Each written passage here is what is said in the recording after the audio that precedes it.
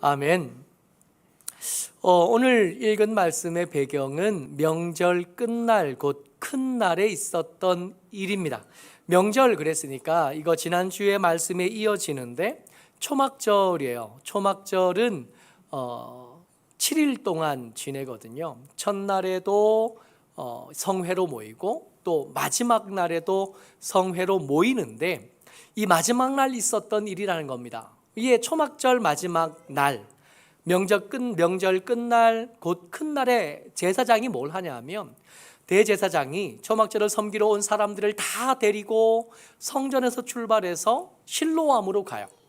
예루살렘 성 안에 있는 연못, 우물로 가서 거기서 우물에서 물을 떠다가 성전으로 다시 돌아옵니다. 성전으로 돌아와서 그 물을 하나님께 부어드리면서 농사를 마친 날이잖아요. 1년 중에 제일 풍성한 때인데 꼭 지금처럼 추석에 가까운 이 추수가 다 맞춰진 시기인데 그때 물을 가지고 하나님 앞에 부어드리는 거예요. 뭘 의미하냐 하면 이제까지 하나님께서 비를 적당한 때에 딱 맞춰서 많지도 않고 적지도 않게, 이런 비가 많이 오면 홍수고 적게 오면 가뭄이잖아요. 적절한 시기에 많지도 않고 적절하게 적당한 때에 하나님께서 물을 주신 걸 감사하는 거예요.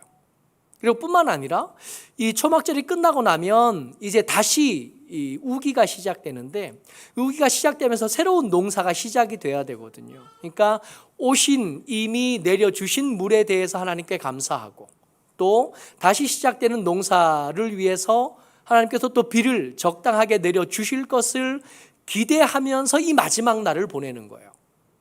그러니까 이 초막절의 마지막 날은 물을 가지고 하나님 앞에 나아가서 주신 은혜에 감사하고 또 앞으로 주실 은혜를 기대하면서 하나님 앞에 기념하는 날, 그 날이 명절 끝날 곧 큰 날인 겁니다.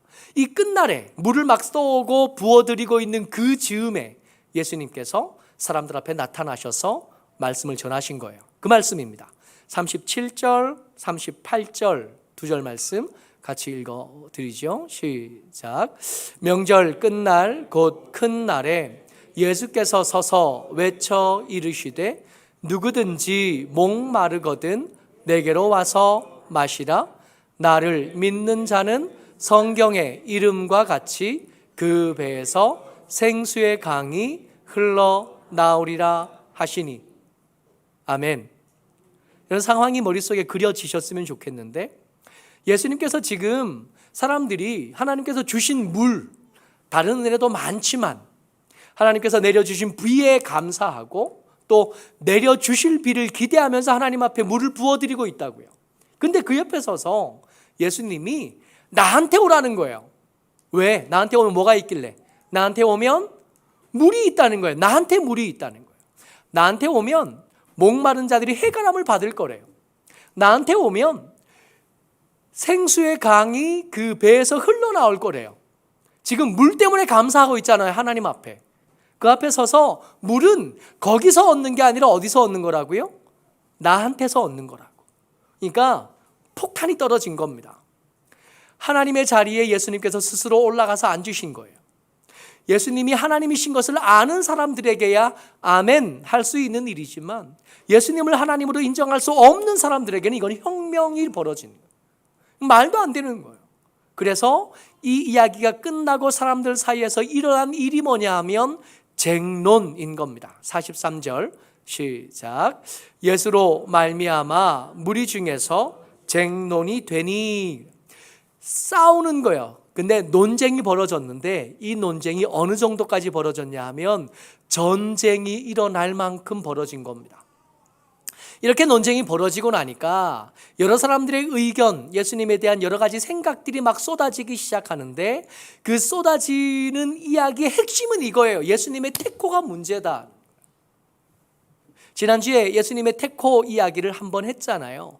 그 태코가 여전히 사람들에게는 마음에 걸림이 되고 예수님이 하나님이신 것에 대해서, 예수님을 그리스도로 믿는 것에 대해서 부담스러워하고 꺼리껴 하고 있는 중입니다. 예수님께서 이렇게 말씀하시고 내게로 오면 물을 나한테서 얻을 수 있어 이렇게 말씀하니까 사람들이 여러 가지 반응이 나타나는데 그 중에 첫 번째 반응이 뭐냐 하면 40절 같이 읽습니다. 시작. 이 말씀을 들은 무리 중에서 어떤 사람은 이 사람이 참으로 그 선지자라 하며, 여기서 그 선지자가 같이 붙여서 읽어야 돼요. 선지자인데 그냥 선지자가 아니라 그 선지자예요. 그 선지자. 그러니까 여러 많은 선지자들 중에 한 명을 하는 게 아니라 모세가 이야기했던, 너희들 중에 나와 같은 선지자 한 사람을 세울 거다 말씀해 주셨던 이스라엘 백성들이 기다리고 있는 그 사람, 지금 종살이하고 있는 이스라엘 백성들을 출애굽할 때 주도했던 모세와 같은 선지자 하나가 지금 필요하거든요. 로마의 식민지 상태에 있는 이 사람들을 해방하게 하려면 여타 비슷한 다른 선지자로는 안 되는 거예요. 모세와 같은 선지자가 필요한 거예요. 그래서 이 백성들 중에 어떤 사람은 예수님을 향하여 이 사람이 그 사람이다, 다른 여러 비슷비슷한 어떤 선지자가 아니라 모세가 말했던 바로 그 선지자다 라고 말하는 사람도 있었고요. 쟁론이 벌어지는데 중에 한 가지 의견인 거예요. 또 어떤 사람은 41절에 시작. 어떤 사람은 그리스도라 하며 어떤 이들은 그리스도가 어찌 갈릴리에서 나오겠느냐, 여기까지요. 어떤 사람은 이 사람이 그리스도라는 거예요. 하나님께서 나단 선지자를 통해서 다윗에게 말씀해 주셨던 그 메시아, 선지자들이 여러 번 예언하고 또 우리가 그 말씀, 그 예언의 소망을 가지고 지금 기다리고 있는 메시아, 우리를 구원해 줄 그 메시아가 바로 저 사람이다 하는 사람도 있었지만, 이 사람들의 목소리는 소수였고요. 더 많은 목소리는 뭐냐 하면 어떤 이들은 그리스도가 어찌 갈릴리에서 나오겠느냐 하는 거예요. 예수님의 태코가, 사람들이 흔히 부르는 태코가 뭐라고요? 나사렛이라 그랬잖아요. 갈릴리 나사렛 예수라고 흔히 불려지는데, 나사렛 예수는 있을 수 없거든요. 나사렛 메시아는 있을 수 없거든요. 메시아는 어디 출신이어야 돼요? 베들레헴 출신이어야 돼요. 베들레헴 예수이어야 예수가 그리스도일 가능성, 메시아일 가능성이 생기는 거거든요. 이거 공부해야 아는 게 아니라 유대인들이라고 하면 상식처럼 아는 거예요. 7장 42절입니다. 시작. 성경에 이르기를 그리스도는 다윗의 씨로 또 다윗이 살던 마을 베들레헴에서 나오리라 하지 아니하였느냐. 예수님의 태코는 베들레헴이어야지 나사렛이면 안 되는 거예요. 근데 여러분, 오늘 설교 제목이 뭐였냐 하면 풍문으로 들었소입니다. 제대로 공부해 본 적은 없어요. 소문으로만 들은 거예요. 가끔씩 뉴스에 나오는 교회 이야기, 가끔씩 뉴스에 나오는 이상한 목사 이야기, 안 믿는 사람들에게는 정광훈이나 이만희나 그렇게 다를 것도 없는데, 그 사람들의 이야기를 들으면서 교회를 안 사람들 말이에요. 풍문으로 들어서 예수를 알고 풍문으로 들어서 교회에 대해서 짐작만 하는 사람들이에요. 이 사람들의 대표적인 모습이 뭐냐 하면 예수는 나사렛 예수라는 거예요. 베들레헴 예수가 아니라는 거예요. 여러분, 가만히 생각해 보자고요. 진짜 문제가 이 태코 때문이라면 이 문제는 얼마든지 해결할 수 있어요. 이 문제 해결하는 게 어렵지 않아요. 여러분, 이 예수님께서 나사렛 예수라고 불리는 거는 예수님이 나사렛에서 태어났기 때문이 아니잖아요. 예수님 어디서 태어나셨죠? 베들레헴에서. 베들레헴의 어떤 여관에 어떤 마구간에서 태어나셨잖아요. 우리 너무 잘 아는 거 아니에요? 그러니까 예수님의 진짜 태코는 뭐예요?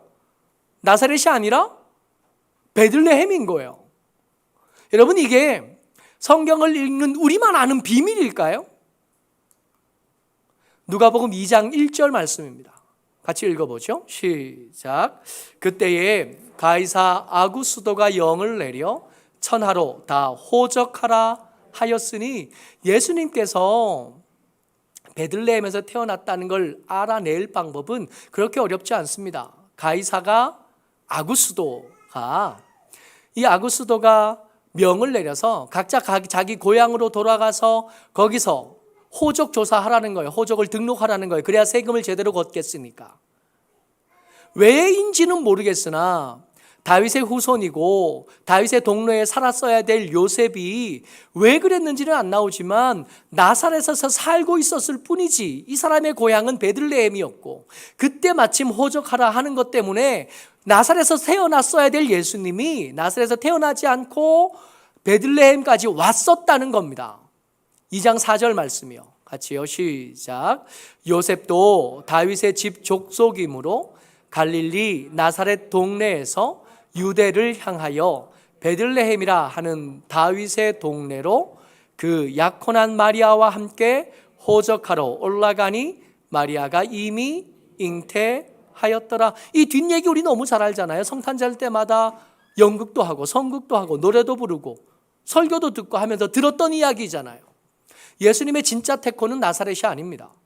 예수님의 진짜 태코는 베들레헴이 맞아요. 그런데 예수님께서 사람들이 자기에게 찾아와서 저 사람은 나사렛 예수라고 부를 때 한 번도 나는 나사렛 예수가 아니라 베들레헴 예수라고 말해 주신 적이 없어요. 요한복음은 이것 때문에 계속 시비가 있었다 하는 이야기를 계속해서 요한복음이 기록을 하면서도 한 번도 그게 잘못됐다고 고쳐준다 하는 기록이 요한복음에 한 번도 없습니다. 요한복음만 없는 게 아니라 사복음서 어디를 뒤져봐도 예수님이 당신을 사람들이 나사렛 예수라고 부를 때 아니야, 사실은 내가 나사렛에서 크기는 했지만 나사렛에서 태어나진 않았어. 나는 베들레헴에서 태어났어. 비록 거기서 오래 살지도 않고 거기서 할례 받고 거기서 동방 박사에게서 들은 것처럼 급하게 이집트로 피했었고 이집트에서 헤롯이 죽었다는 얘기를 듣고 다시 나사렛에서 와서 자라기는 했으나 내가 나사렛 출신은 아니에요. 나는 베들레헴에서 태어났고 내 고향은 베들레헴이야. 예수님 한 번도 그렇게 말씀해 주시지 않았다는 겁니다. 만약에 이걸 알려고만 한다면요, 여러분, 나사렛 사람들이 예수님의 어린 시절을 알던 나사렛 사람들이 예수님을 안 믿었잖아요. 예수님의 어린 시절을 알아서 저 사람은 특별한 사람이지 않아. 저 사람의 어린 시절을 내가 알아. 저 사람의 아버지도 알고 저 사람의 동생들도 내가 알아. 저가 하나님에게서 왔다고 하는데 내가 저 부모를 아는데 어떻게 하나님에서 왔다고 말하나 하면서 선입견 때문에 예수를 안 믿던 사람들이 있었잖아요. 그 사람한테 가서 물어보면 예수님이 나사렛에서 태어났는지 아니면 딴 데서 태어나서 어린 시절로 여기에 이사를 왔는지 얼마든지 알 수 있다고요. 그러니까 무슨 말을 하고 싶은 거냐 하면 이 쟁론이요. 어떤 사람은 예수님을 나사렛 예수이기 때문에 그리스도가 아니고 그 선지자도 아니다고 말하는 그 의심들, 그 불만들, 그 불평들을 고쳐줄 수 있었는데 바꿔주고 바로잡을 수 있었는데 의도적으로 안 바로잡아둔 거예요. 싸우도록 내버려 두셨다고요. 그렇다면 이 쟁론은 의도한 겁니다. 잘못된 게 아니에요. 이 쟁론은 예수님이 의도하신 거고 이 쟁론이 일어나도록 예수님께서 만들어 주신 거예요. 이 쟁론이 무슨 뜻이냐 하면 틈을 만들다라는 뜻이에요. 간격이 생기다, 분열이 생기고 분리하다, 불화하다라는 뜻이에요. 가만히 생각해 보면 예수님은 어쩌면 하나님 없이 세상의 풍습을 따라 사는 그 삶에서 예수님의 던진 말 때문에 좀 간격이 생겼으면 좋겠다 생각하신 것 같아요. 그냥 편한 대로 살아가잖아요. 세상 풍습이 하나님 없이 죄와 허물 가운데 사는 세상 풍습이 우리를 사망으로 끌고 가거든요. 아무 문제도 없이 그냥 편안하게 사는 삶대로 살다 보면 우리는 반드시 파멸에 도착할 수밖에 없습니다. 근데 너무 익숙한 그것에서 떨어지려니까 그냥 떨어지지는 않고 전쟁이 일어나기를 기대하시는 거예요. 파문이 일어나기를 기대하시는 거예요. 우리 평안한 삶이 깨지기를 기대하시는 거예요. 삶이 깨져서 뭔가 잘못됐다는 걸 눈치채기를 기대하시는 거예요. 내가 편안하게 살던 그 삶에서 싸움이 일어나기를 기대하시는 거예요. 내 평안하던 마음에 돌 하나가 던져지면 파문이 일어날 텐데, 그 파문이 일어나면서 내 속에 얼마나 지저분한 것들이 있었는지, 얼마나 더러운 것들이 내 속에 꽉 차 있었는지 그것들을 눈치챈 다음에 불편해지기를 기대하시는 거예요. 싸움이 일어나기를 기대하신 겁니다. 그 싸움이 일어나는 장소에 누가 있었냐 하면, 그 전쟁하는 것 같은 논쟁 사이에 누가 있었냐 하면, 당국자들이 예수님 잡아오라 그랬잖아요. 아랫사람들을 보내서. 바리새인들과 사두개인들이 하나 돼서, 절대로 하나 될 수 없는 사람들이 마음이 하나 돼서 예수님 잡기로 결정하고 예수님을 죽이기로 결정한 다음에 가서 예수님 잡아와 그러고 아랫사람을 보냈거든요. 이 아랫사람들이 그 쟁론하는 장소에 있었던 겁니다. 그 쟁론하는 장소에 있다 보니까 도무지 예수님을 잡을 수 없다고 생각한 거예요. 실력이 모자란 게 아니라, 폭력이 부족했던 게 아니라, 지금 예수님을 잡는 건 말도 안 돼. 빈손으로 돌아왔어요. 왜냐하면 46절 말씀이요. 같이요. 시작. 아랫사람들이 대답하되 그 사람들이 말하는 것처럼 말한 사람은 이때까지 없었나이다. 왜 빈손으로 돌아왔냐 그랬더니 그 아랫사람들이 한 말이에요. 이 사람들이 그 마음속에 예수님이 그 선지자요 그리스도라는 고백을 한 거냐, 그렇게까지는 아닐 거라고 생각해요. 다만 풍문으로만 듣던 예수가 아니라 그 논쟁이 일어난 장소에 가서 그 예수님의 이야기를 들어보니까 이 이야기는 평범한 어떤 사람들이 할 만한 이야기가 아니란 것 정도는 알겠는 거예요. 그냥 좀 똑똑하면 할 수 있는 얘기, 그냥 좀 능력 있고 공부 좀 하면 할 수 있는 얘기 정도가 아니라는 걸 알게 되는 거예요. 여러분이 아랫사람 입장에서 이 당국자들의 명령을 거절할 수 있을까요? 웬만하면 그 말을 들었을 것 같지 않아요? 웬만하면 그 명령한 것을, 그 명을 그대로 실행했을 사람들인데 차마 그렇게 못한 거예요. 믿음을 고백한 것까지는 아니지만 함부로 우리가 폭력을 사용해서 묶고 끌고 와도 될 만한 사람은 절대로 아니라고 생각한 겁니다. 풍문으로 듣던 정도에서 와서 몇 마디 듣고 나니까 풍문으로 듣던 사람들의 이야기에 그저 동의해 줄 수 없게 된 거예요. 아랫사람들이 이렇게 반응하니까 당국자들이 난리가 난 거죠. 자기들의 명령이 먹혀들지 않은 거 아니에요. 내가 주는 돈으로 월급 받아 먹고 사는 것들이 내 말 안 듣는 거 아니에요. 그 사람들이 화가 나죠. 47절 48절 말씀입니다. 시작. 바리새인들이 대답하되 너희도 미혹되었느냐? 당국자들이나 바리새인 중에 그를 믿는 자가 있느냐? 한 절 더. 율법을 알지 못하는 이 무리는 저주를 받은 자로다. 뭐라 그러냐 하면 빈손으로 이 아랫사람들을 바라보면서 너희도 미혹되었느냐라고 말했다는 겁니다. 그 사람을 그리스도로 알거나 메시아로 안다는 것은 율법을 모르는 사람들이고, 율법을 모르는 사람들이라면 저주를 받을 사람들이다 말한 거예요. 예수님의 말씀을 진지하게 들어본 적은 없어요. 예수님이 누구신지 알아볼 생각은 없어요. 다만 저 사람이 나사렛 출신이다 정도를 알고 있을 뿐입니다. 풍문으로 들었어요. 뉴스에 교회 이야기 들었고, 성경을 읽어볼 생각도 없고 기도해 볼 생각도 없는데 들리는 소문에 들어보니까 믿으면 큰일 나겠다.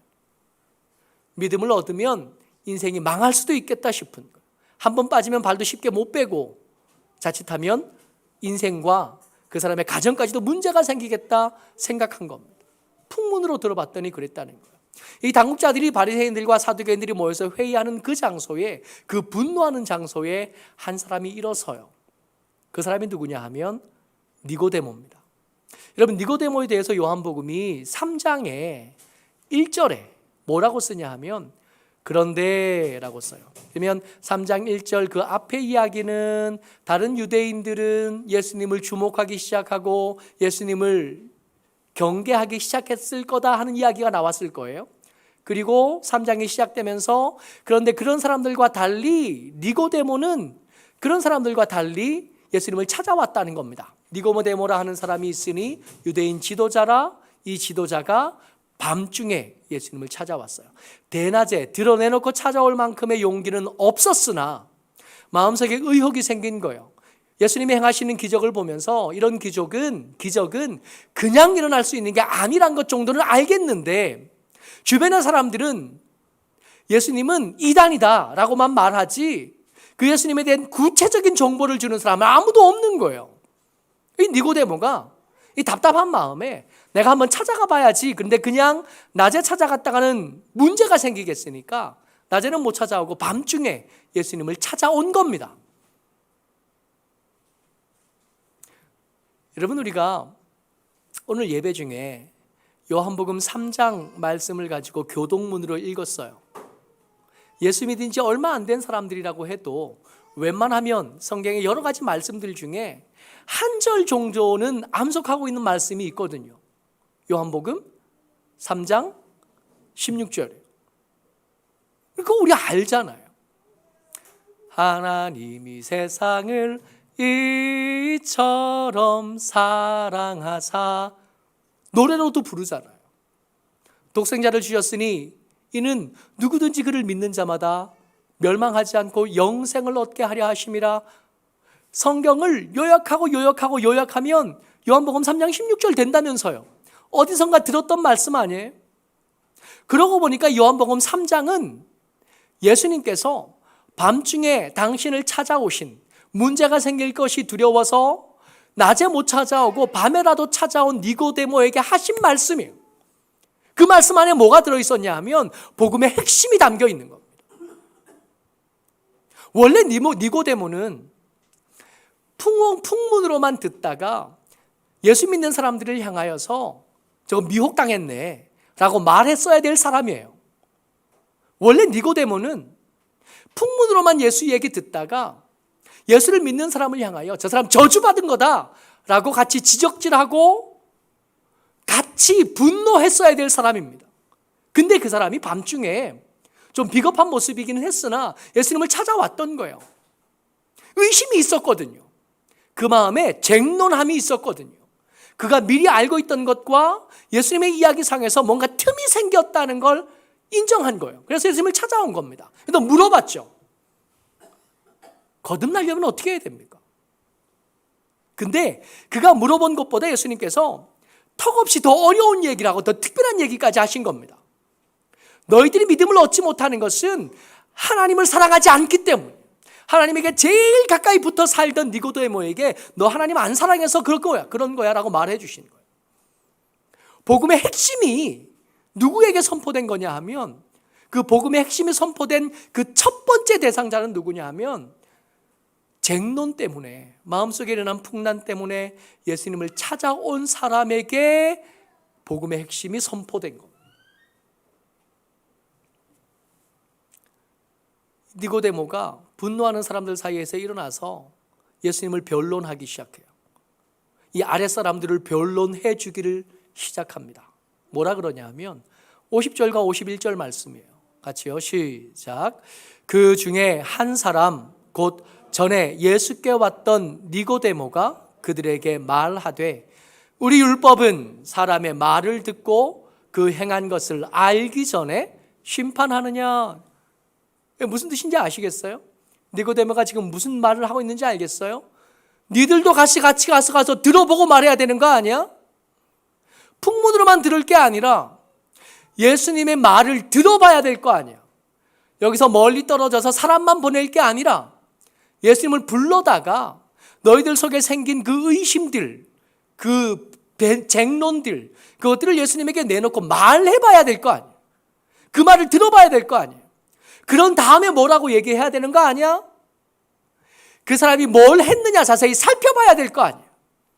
그 사람이 어떤 기적을 베푸셨는지, 그 기적에 어떤 의미를 예수님께서 두셨는지를 살펴본 다음에 죽이든지 살리든지 잡아오든지 풀어주든지 그래야 되는 거 아니야. 지금 그 얘기하고 있잖아요. 니고데모는 예수님 찾아가서 들어봤더니 예수님의 말씀이 맞다는 걸 알아들었거든요. 그래서 변론하는 사람이 될 수 있었거든요. 근데 풍문으로만 듣던 사람들이 여전히 그렇게, 근데 이 사람들이 힘이 없으면 괜찮은데 풍문으로만 듣는 사람들이 권력자들이니까 문제가 생기는 겁니다. 그래서 니고데모가 답답한 거예요.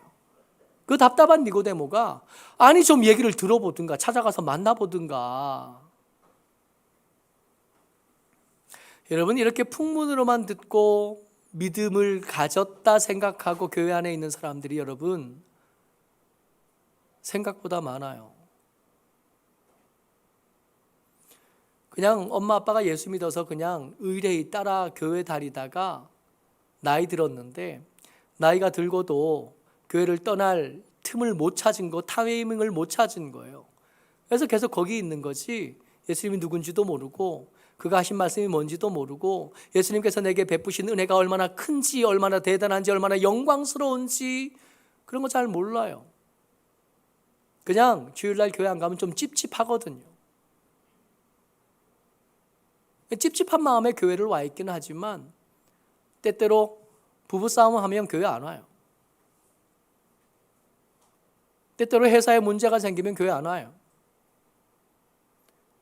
때때로 교회 안에 있는 사람하고 싸우면 예수 안 믿어요. 교회 옮겨요. 딴 데 가요. 여차여차 하다 보면 절에도 가고 여차여차 하다 보면 딴 거 여러 군데 도움이 될 만한 여러 군데를 찾아다니는데 꺼리낌이 없어요. 왜요? 풍문으로만 들었거든.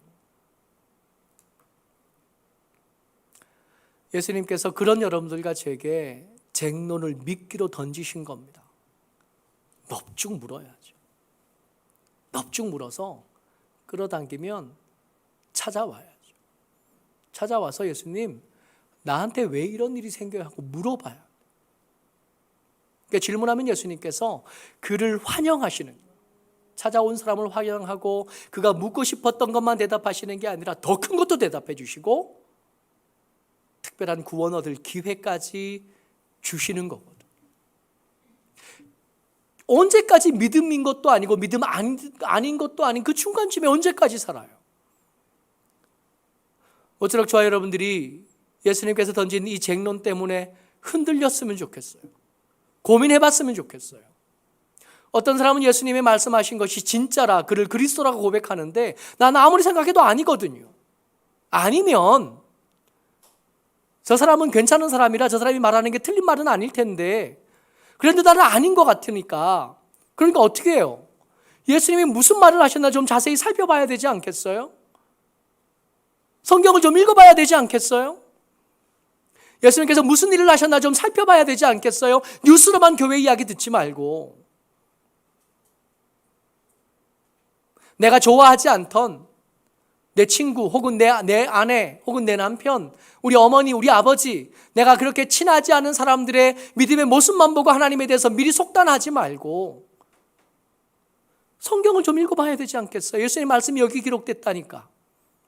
니고데모처럼 예수님을 밤에 찾아가지는 못하지만 성경을 펼치면 그 속에 빨간 글씨로 예수님의 말씀을 기록해 놨으니까 그 말씀을 읽어보자고요.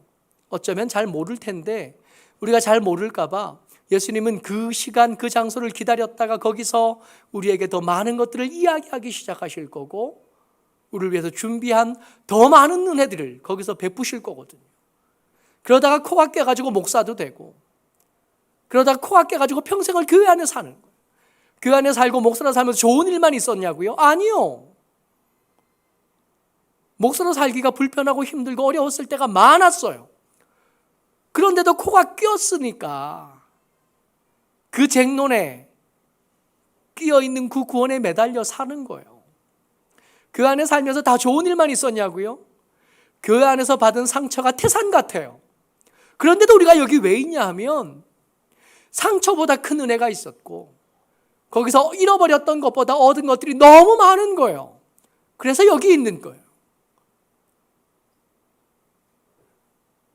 관심을 좀 가져볼 만하지 않아요? 성경을 펼쳐서 좀 읽어볼 만하지 않아요? 고민해보고 질문해보고 질문에 대답하시는 예수님 만나보고 그 예수님이 주시는 은혜를 맛보기도 좀 하고 그래도 안 되면 할 수 없죠. 믿음은 모든 사람들의 것은 아니다 말씀하셨더라고요. 그래도 안 되면 할 수 없고요. 모쪼록 저 여러분들이 주의 은혜 가운데 주께서 던지신 이 쟁론, 이 미끼를 덥석 물어서 주께로 찾아와 질문하고 대답하시는 예수님을 만나게 되시기를 주의 이름으로 축복합니다. 아멘.